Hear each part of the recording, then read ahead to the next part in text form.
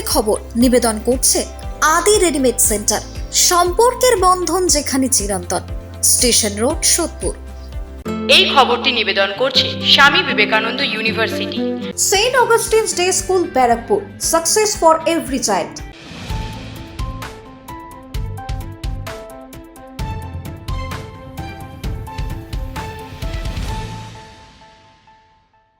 নমস্কার, আপনারা দেখছেন নিউজ বঙ্গ টাইম। 7টায় বঙ্গের খবর নিয়ে আপনাদের সাথে আমি শ্রেয়া।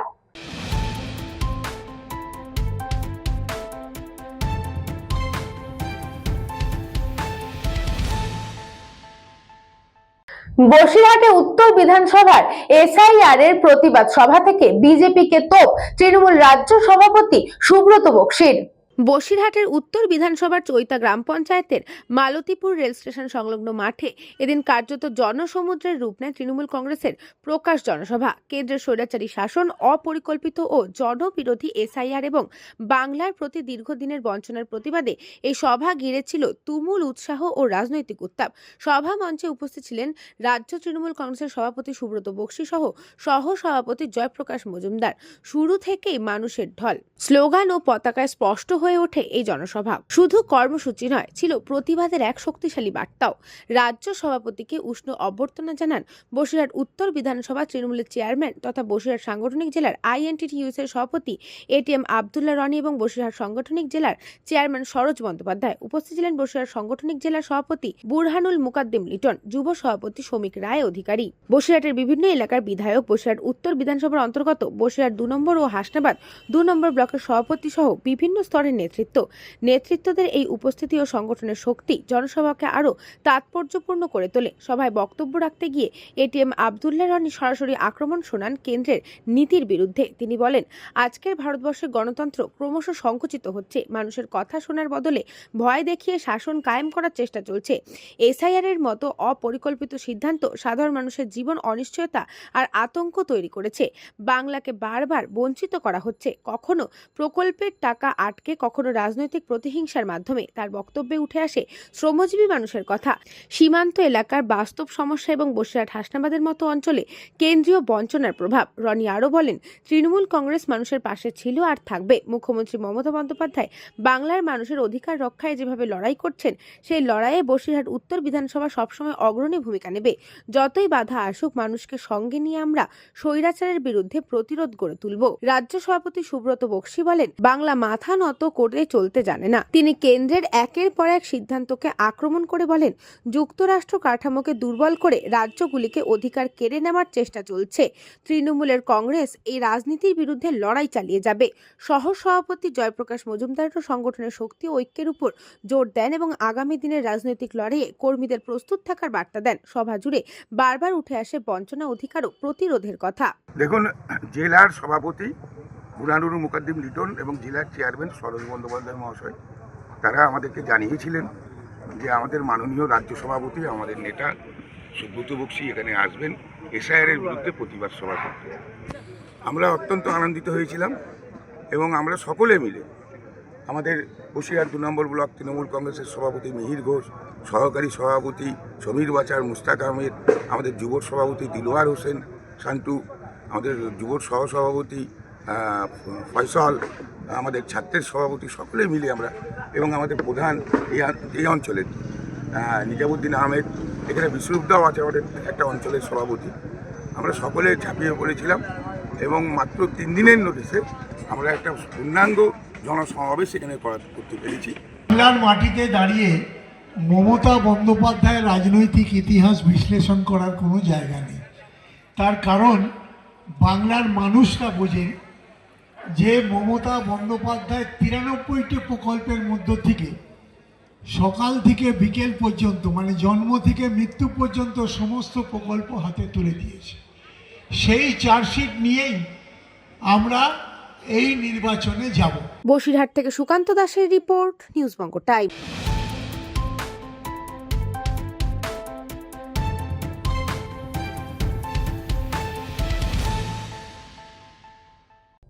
মিঠুন চক্রবর্তীর সভার এক সপ্তাহের মাথায় একই মাঠে তৃণমূলের শক্তি প্রদর্শন, সিএএ, এনআরসি এবং এসআইআর ইস্যুতে তো এদিন বিজেপি নেতা ও অভিনেতা মিঠুন চক্রবর্তীর সভা হওয়া ভালুকার সেই একই মাঠে এক সপ্তাহ পর শক্তি প্রদর্শনে নামল তৃণমূল কংগ্রেস। হাজার হাজার কর্মী সমর্থকের উপস্থিতিতে আয়োজিত জনসভা থেকে বিজেপির বিরুদ্ধে তীব্র আক্রমণ শোনালেন রাজ্যের পরিবহন মন্ত্রী স্নেহাশিস চ্যাটার্জি। মঞ্চে উপস্থিত ছিলেন জেলার সভাপতি দেবাশিস গাঙ্গুলি, নবদ্বীপের বিধায়ক পুণ্ডরীকাক্ষ সাহা, নবদ্বীপ পৌরসভার চেয়ারম্যান বিমান কৃষ্ণ সাহা, ব্লক সভাপতি কল্লোল কর, তাপস ঘোষ সহ জেলা ও ব্লক নেতৃত্ব। মন্ত্রী মিঠুন চক্রবর্তীর সাম্প্রতিক ভাষণকে কটাক্ষ করে বলেন, উনি নিজেকে জাত কোখরো বলেন। গত বছরে সে একই কথা, এবছর আবার জাতপাত ধর্ম নিয়ে কথা বলে গিয়েছেন। নির্বাচনে মানুষই এর জবাব দেবে। এছাড়াও তিনি অভিযোগ তোলেন, নাম বা পদবিতে সামান্য ভুল থাকলেও এসআইআর এর নামে সাধারণ মানুষকে বারবার হিয়ারিং এ ডেকে হয়রানি করা হচ্ছে। তার দাবি, সংখ্যালঘু সম্প্রদায়ের মানুষদের বিশেষভাবে টার্গেট করা হচ্ছে। সিএএ, এনআরসি ও এসআইআর প্রসঙ্গে মন্ত্রী বলেন, 2019 এবং 2024 পর্যন্ত বিজেপি মতুয়া সম্প্রদায়কে মিথ্যে আশ্বাস দিয়ে বিভ্রান্ত করেছে। আমরা সকল মতুয়া ভাই বোনদের আহ্বান জানাই, মমতা বন্দ্যোপাধ্যায়ের পাশে আসুন। তিনি একজনও বৈধ ভোটারের নাম বাদ দিতে দেবেন না। সভা থেকে 2026 সালের বিধানসভা নির্বাচনকে সামনে রেখে তৃণমূলের জয়ের বার্তাও দেওয়া হয়। মন্ত্রী বলেন, 2026-এ আবারও ঝড় উঠবে সবুজ আবিরের। এই জনসভায় তৃণমূলের বিধানসভা ও ব্লক স্তরের বিপুল সংখ্যক নেতৃত্ব ও কর্মীদের উপস্থিতি কার্যত রাজনৈতিক শক্তি প্রদর্শন বলেই মনে করছেন পর্যবেক্ষকরা। মানুষ নির্বাচনে ভোট দিয়ে তার পছন্দ মতো দলকে সরকারে বসায়, এতখানি ক্ষমতা আমাদের সংবিধান আপনাদের দিয়েছে। ভারতবর্ষের মানুষই ভোট দিয়ে সরকার তৈরি করে, ভারতবর্ষের মানুষই ভোট দিয়ে কাউকে জেতায়, কাউকে হারায়, কাউকে ক্ষমতা দেয়, কাউকে ক্ষমতার থেকে চ্যুত করে। এতখানি ক্ষমতা দেওয়া আছে। কৃষ্ণনগর আর নবদ্বীপ থেকে হরিণঘাটা প্রতিটি প্রান্তে ছুটে গিয়েছেন, আমাদেরকে নির্দেশ দিয়েছেন, আমাদেরকে আগলে রেখে দিয়েছেন। তিনি আমাদের শ্রদ্ধেয় নেতা দাদা স্নেহাশিস চক্রবর্তী মহাশয় হেনস্থা করেছে, তারই প্রতিবাদে আজকে রক্তলা ময়দানে এখানে বিরাট সমাবেশ। আমি এতটা আশা করিনি এত লোক হবে। বিধায়ক বলছিলেন এত অল্প সময়, আমাদের বিধায়ক 294টা বিধায়কের মধ্যে অন্যতম বিধায়ক, তার মধ্যে কালো ছায়া নাই। এরা বিজেপি হচ্ছে বাংলা বিরোধী, এরা বাংলার সংস্কৃতি কৃষ্টির সাথে বিজেপির কোনো যোগ নেই। এবং বিশেষ করে ওরা বাংলার যত মনীষী আছে, রবীন্দ্রনাথ ঠাকুর থেকে শুরু করে আপনার বিবেকানন্দ, নেতাজি বলুন এবং অমর্ত্য সেন বলুন এবং মাতঙ্গিনী হাজরা, দেখেছেন প্রত্যেকের নামটুকু উচ্চারণে যেমন ভুল করে তেমনি এদের অসম্মান করে চলেছে বিজেপি। কারণ এরা বাংলা বিরোধী, এরা বাংলার কৃষ্টি সংস্কৃতি বিরোধী। বাংলার যে অবদান ভারতবর্ষে স্বাধীনতা সংগ্রামে যে অবদান, কৃষ্টি সংস্কৃতিতে যে অবদান, সেটাকে বিজেপি ভুলিয়ে দিতে চায় এবং সেটাকে অস্বীকার করতে চায়। তাই বাংলার উপরে নির্যাতন চালিয়ে যাচ্ছে বিজেপি, সব দিক থেকে চালাচ্ছে। এরা বাংলাকে বঞ্চনা করছে আর্থিক দিক থেকে।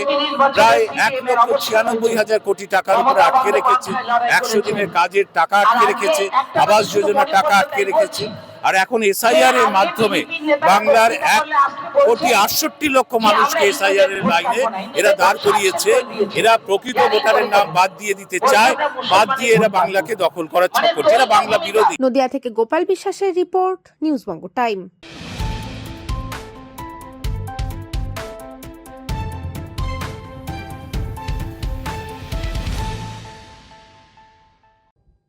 তৃণমূলের অঞ্চল সভাপতির বিরুদ্ধে অ্যাম্বুলেন্স বিক্রি করে দেওয়ার অভিযোগ তুলল তৃণমূলের লোকজন। ঘটনাটি বসিরহাট মহকুমার হাসনাবাদ ব্লকের।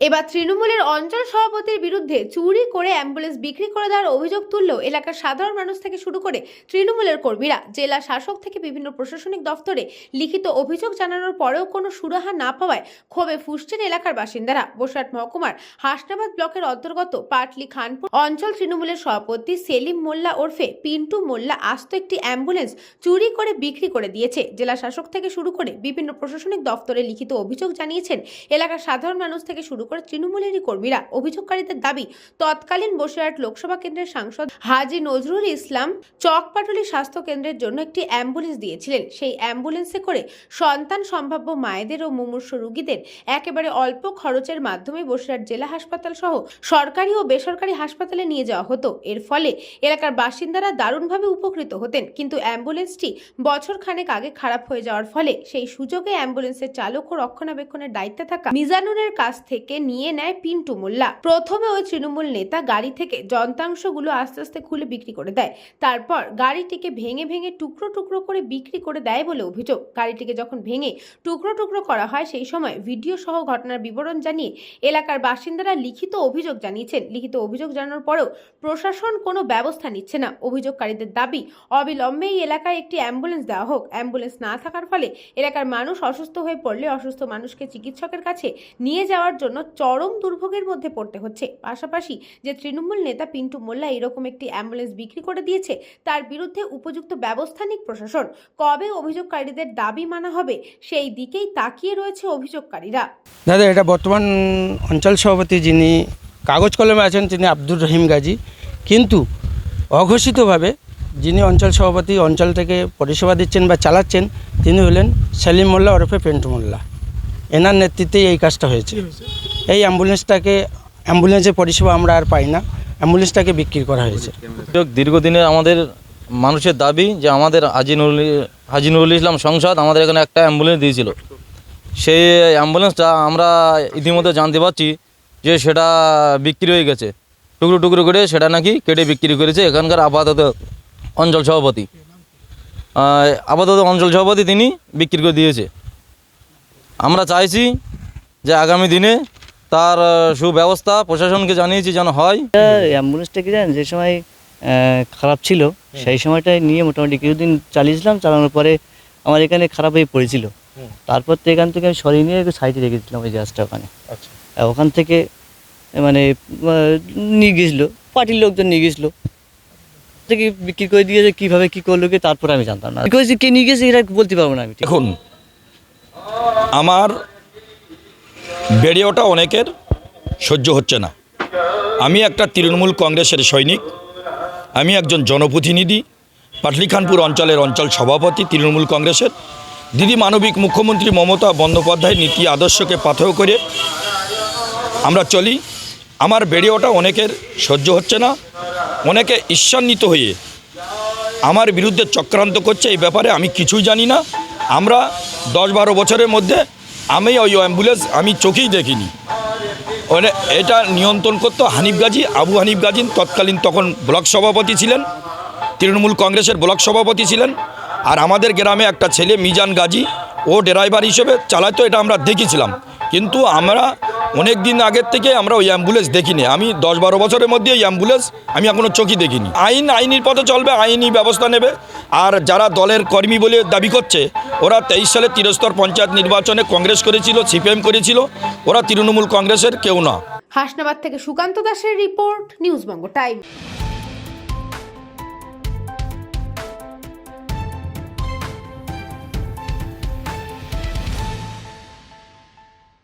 সময় এখন একটা ছোট্ট বিজ্ঞাপন বিরতির।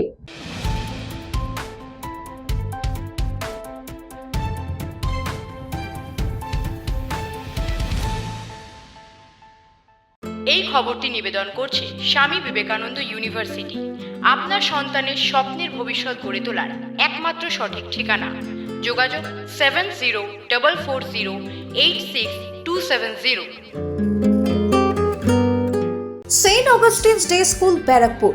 Success for every child. Admission open session 2026 to 2027. Contact number 9007934555. পুরীর খাজা মানে আদি নৃসিংহ সুইটসের খাজা। স্বর্গদুয়ার থেকে মন্দিরে যাওয়ার রাস্তায় পিলপিল প্যালেসের বিপরীতে মিলবে খাজার খাজানা আদি নৃসিংহ সুইটস।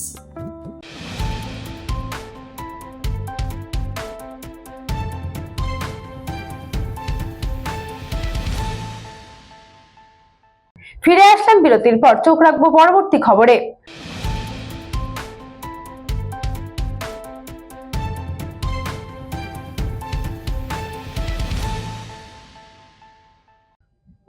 মহারাষ্ট্রে ভয়াবহ বিমান দুর্ঘটনা, মৃত উপমুখ্যমন্ত্রী অজিত পাওয়ার সহ 5। অবতরণের সময় পাহাড়ি এলাকায় ক্র্যাশ করে বিমানটি। বুধবার সাত সকালে ভয়াবহ বিমান দুর্ঘটনা। মহারাষ্ট্রের বারামতিতে ভেঙে পড়ল মহারাষ্ট্রের উপমুখ্যমন্ত্রী অজিত পাওয়ারের বিমান। অবতরণের সময় বিমানটি ভেঙে পড়ে বলেই খবর। ওই প্রাইভেট বিমানে এনসিপি নেতার সঙ্গে ছিলেন আরও 4 জন। বিমানটি ভেঙে পড়ার পরই তাতে আগুন লেগে যায়। যুদ্ধকালীন তৎপরতায় চলছে উদ্ধার কাজ। পিটিআই সূত্রের খবর, বিমান দুর্ঘটনায় 66 বছর বয়সী অজিত পাওয়ারের মৃত্যু হয়েছে বলে খবর।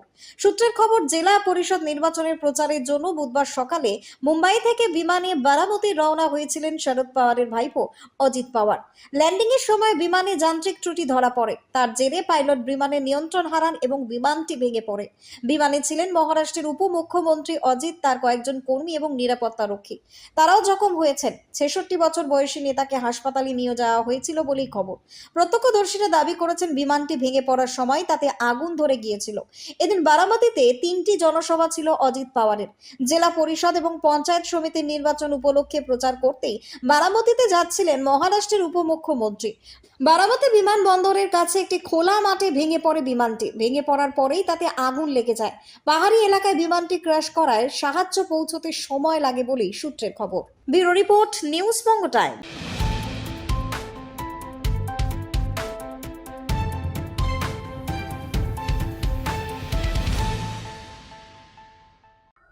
নির্বাচন কমিশনের নির্দেশকে অমান্য ইআর ও বিএলওর বিরুদ্ধে 93 বছরের বৃদ্ধা ভোটারকে খাটিয়া করে এসআইয়ের শুনানি কেন্দ্রে নিয়ে আসলো এলাকাবাসী।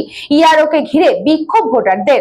নির্বাচন কমিশনের নির্দেশ দিয়েছিল 80 বছরের ঊর্ধ্বে বয়স্ক বৃদ্ধ বৃদ্ধাদের বাড়িতে গিয়ে কাজ করবে ইআর ও বিএলওরা, কিন্তু সেই নির্বাচন কমিশনের নির্দেশকে বুড়ো আঙ্গুল দেখিয়ে অমান্য করে একইভাবে কাজ করছে ইআর ও বিএলওরা। তারই উদাহরণ দেখা গেল ঘোলা তেঘরিয়া হাই স্কুলের শুনানি কেন্দ্রে। ঘোলা পশ্চিম তেঘরিয়া এলাকার 93 বছর বয়সী বৃদ্ধা রাবিয়া বিবি সম্পূর্ণ শয্যাশায়ী। সেই অসুস্থ বৃদ্ধাকে খাটিয়া করে শুনানি কেন্দ্রে নিয়ে আসলেন এলাকার মানুষজন। আর এই ঘটনায় রেগে ফেটে পড়ে অন্যান্য ভোটাররা। তারা শুনানি কেন্দ্রে ইআরও কে ঘিরে বিক্ষোভ দেখাতে শুরু করে। ঘটনা নির্বাচন কমিশনের দিকে অভিযোগের আঙুল তুলছে তৃণমূল কংগ্রেসের নেতৃত্বরা।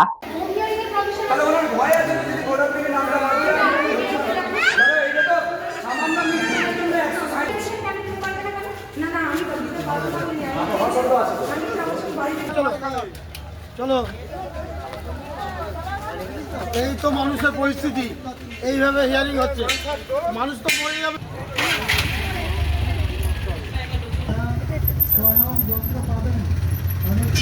আমরা বিএলওকে বারবার বলে দিয়েছি না আনার জন্য, অথরাইজেশন করে দিয়ে তার কথা বলে দেওয়া হয়েছে, কিন্তু উনি আনেননি। বিএলও ম্যাডাম জানিয়েছেন কিনা বাড়ির লোকের সাথে আপনারা জিজ্ঞেস করে নিন। আমরা আনার কথা বলিনি, আপনি বিএলও ম্যাডামের সাথে কথা বাড়ির লোককে নোটিশ দিয়েছে এবং বলেছে মানে ওনার বাড়ির লোক যাতে ওনার হয়ে আসে, তার জন্য আমি একটা বলেছি ফর্ম ফিল আপ করতে, সেটা জমা দিলে ওনার পরিবর্তে ওনার বাড়ির লোক এসে, আমি জানি না ওনারা কেন। আমরা তো এই সহায়তা ক্যাম্পেই রয়েছি। আমরা যা অনেকে আসছে জানেন তো যে পুরোটাই আমাদের মনে হয় পুরোটাই অপরিকল্পিত একটা এসআইআর। পশ্চিমবঙ্গের মতন রাজ্যে এসআইআর করতে গেলে ন্যূনতম 1.5-2 বছর সময় লাগার কথা, সেখানে ইলেকশনের আগে পরিকল্পিতভাবে 2 মাসের মধ্যে এসআইআর হচ্ছে।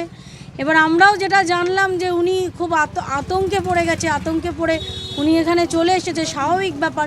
বয়স্ক মানুষ, দেখতেও জিনিসটা সত্যিই তো যে এই অবস্থায় এইভাবে আসা পুরো মানে কি বলবো, এটা অপরিকল্পিত এসআইআর, আর কি বলা।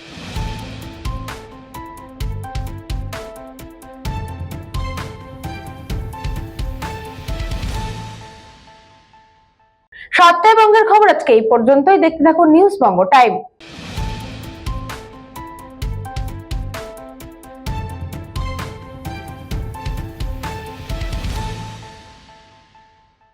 এই খবরটি নিবেদন করছে স্বামী বিবেকানন্দ ইউনিভার্সিটি। আপনার সন্তানের স্বপ্নের ভবিষ্যৎ গড়ে তোলার একমাত্র সঠিক ঠিকানা। যোগাযোগ 7044086270। St. Augustine's Day School, Barakpur. Success for every child. Admission open session 2026 to 2027. Contact number 9007934555. পুরীর খাজা মানে আদি নৃসিংহ সুইটসের খাজা। স্বর্গদুয়ার থেকে মন্দিরে যাওয়ার রাস্তায় পিলপিল প্যালেসের বিপরীতে মিলবে খাজার খাজানা আদি নৃসিংহ সুইটস।